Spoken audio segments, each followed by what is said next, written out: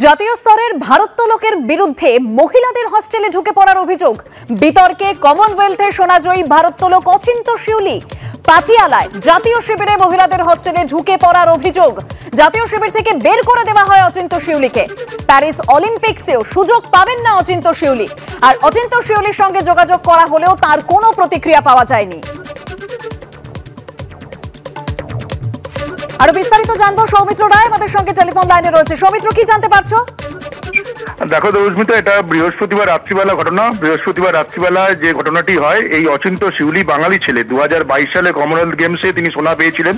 তার বিরুদ্ধে যেটা অভিযোগ, সংবাদ সংস্থা পিটিআই যেটা খবর করেছে সেই অনুযায়ী তোমাকে বলতে হয় যে তিনি মহিলাদের হোস্টেলে ঢুকতে যান। সেই সময় কর্তব্যরত নিরাপত্তারক্ষী তাকে ঢুকতে বাধা দেন এবং তিনি যে ঢুকতে গিয়েছিলেন তার ভিডিও করেন।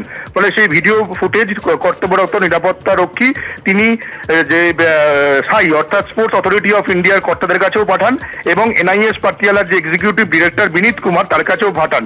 এই ভিডিও ফুটেজ থাকার ফলে কোনো রকম তদন্ত কমিটি গঠিত হয়নি। তদন্ত কমিটি গঠিত না হয়েই একেবারে কড়া শাস্তি দেওয়া হয়েছে এই বাঙালি ভারোত্তোলক অচিন্ত্য শিউলিকে। তাকে এই যে জাতীয় শিবির যেটা এনআইএস পাটিয়ালাতে চলছিল সেখান থেকে তাকে বহিষ্কার করা হয়েছে, তাকে বের করে দেওয়া হয়েছে। এই বের করে দেওয়ার ফলে, এই যে জাতীয় শিবির থেকে তাকে বের করে দেওয়া হলো, তার ফলে যে প্যারিস অলিম্পিক্স, সেই প্যারিস অলিম্পিক্সে তার অংশগ্রহণের যে সুযোগ ছিল সেই সুযোগের বিসর্জন হলো। এবং এই মাসেই থাইল্যান্ডে একটি কম্পিটিশন রয়েছে যেখানে এই প্যারিস অলিম্পিকে যাওয়ার জন্য এটা কোয়ালিফিকেশন করতে হবে অচিন্ত্য শিউলিকে। যেহেতু তাকে বহিষ্কার করা হয়েছে, তাকে শাস্তি দেওয়া হয়েছে, থাইল্যান্ডে এই প্রতিযোগিতা নামতে পারবেন না অচিন্ত্য শিউলি।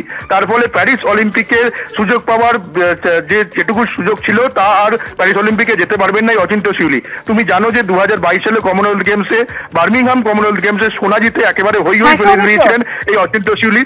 তারপর তিনি চোট পেয়েছিলেন, চোট পাওয়ার পর চোট সারিয়ে তিনি ব্যাক করেছিলেন, প্রত্যাবর্তন ঘটিয়েছিলেন। কিন্তু তার বিরুদ্ধে এই মারাত্মক অভিযোগ, হোস্টেলে ঢোকার যে মেয়েদের হোস্টেলে ঢোকার যে অভিযোগ, তার ফলে তাকে শাস্তি দেওয়া হলো এবং তাকে জাতীয় শিবির থেকে বের করে দেওয়া হলো। ধন্যবাদ সৌমিত্র। এবার দক্ষিণ কলকাতায় খাইবার পাস। হরেক খাবারের স্বাদ সন্ধান নিয়ে ইইডিএফ গ্রাউন্ডে শুরু খাইবার পাস। চলবে 17 মার্চ পর্যন্ত। সত্য অন্তহীন, সত্যের খোঁজও তাই, সত্য সন্ধানে তাই আমরা অক্লান্ত, অকুতভয়। এবিপি আনন্দ নতুন ভাবনার প্রতীক, যা মনে মুক্ত, তথ্যে যুক্ত এবং যাবতীয় সীমানার বাঁধন থেকে মুক্ত। সীমা না শব্দটির মধ্যে লুকিয়ে আছে মানা শব্দটি, যেন চোখ রাঙানি এক অদৃশ্য বেড়াজাল, যা আটকে রাখে আমাদের এক ছোট্ট গণ্ডির মধ্যে। একমাত্র সঠিক খবরই গড়ে তুলবে এক মুক্ত সমাজ। সেই জগৎ গড়ার লক্ষ্যে কোনো সীমানার ঠুকুটি আমরা মানব না। এবিপি আনন্দ এগিয়ে থাকে, এগিয়ে রাখে।